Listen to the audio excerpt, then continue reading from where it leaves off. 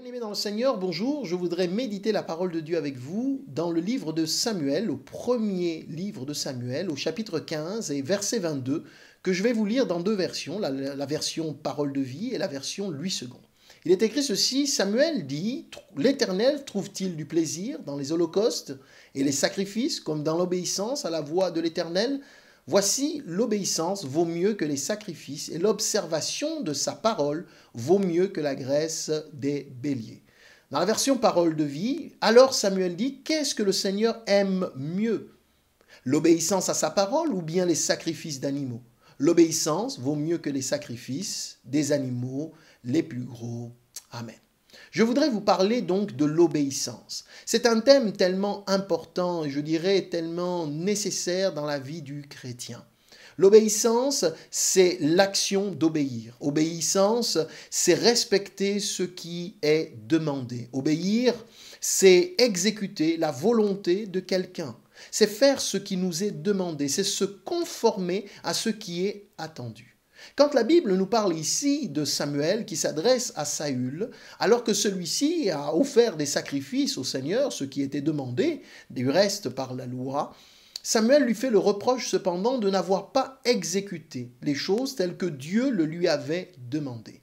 Il trouve le prétexte du sacrifice qu'il a offert pour justifier ses actions et dire « Mais voilà, j'ai voulu honorer le Seigneur alors que ce n'était pas ce qui lui était demandé. » Nous pourrions tomber dans le même piège en nous flattant ou en nous rassurant, ou nous trompant nous-mêmes du fait que nous pratiquons quelques actions bibliques de ce que nous faisons, quelques actions pour le Seigneur, que nous sommes impliqués dans une église, que nous pratiquons un certain nombre de choses pour la gloire de Dieu.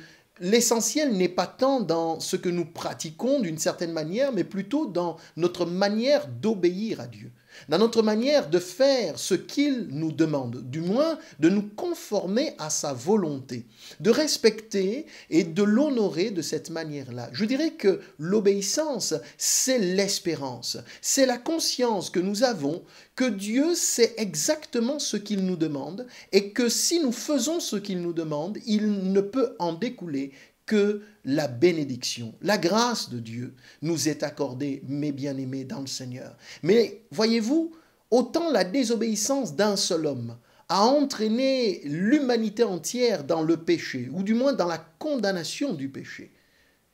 Rendez-vous compte, la désobéissance de Adam et Ève, cette désobéissance a entraîné la condamnation de toute l'humanité. À combien plus forte raison, nous dit l'Épître aux Romains, chapitre 5, verset 19, l'obéissance d'un seul homme a sauvé, ou du moins nous donne la possibilité d'obtenir le salut qui découle de Jésus-Christ notre Seigneur.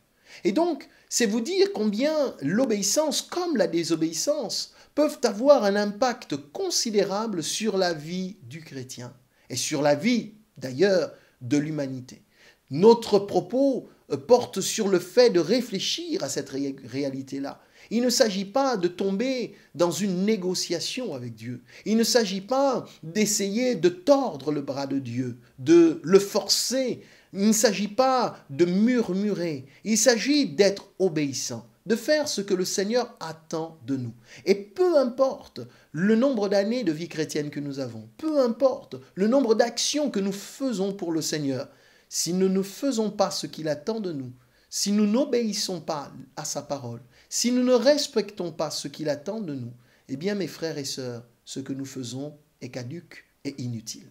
Je crois que nous avons besoin de réfléchir sur la réalité de notre obéissance à Dieu. Faisons-nous ce qu'il attend de nous. Je ne parle pas ici de tout ce que la Bible nous demande de faire, parce qu'aucun d'entre nous n'est capable. Nous tendons vers le meilleur. Mais je parle de ce que le Seigneur peut nous dire, ce que nous lisons dans sa parole, ce que nous découvrons au sujet de ses attentes à notre égard. Puissions-nous être capables et avoir le courage d'obéir à Dieu et de faire sa volonté. Alors, nous serons bénis. Que le Seigneur vous bénisse, vous encourage à marcher sur son chemin et que vous puissiez, par votre obéissance, hériter de la vie éternelle. Seigneur mon Dieu, merci de bénir ton peuple, tes enfants, de leur accorder la grâce dont ils ont besoin, les renouveler dans l'obéissance et nous permettre de marcher sur ce chemin avec toi, au nom de Jésus. Amen.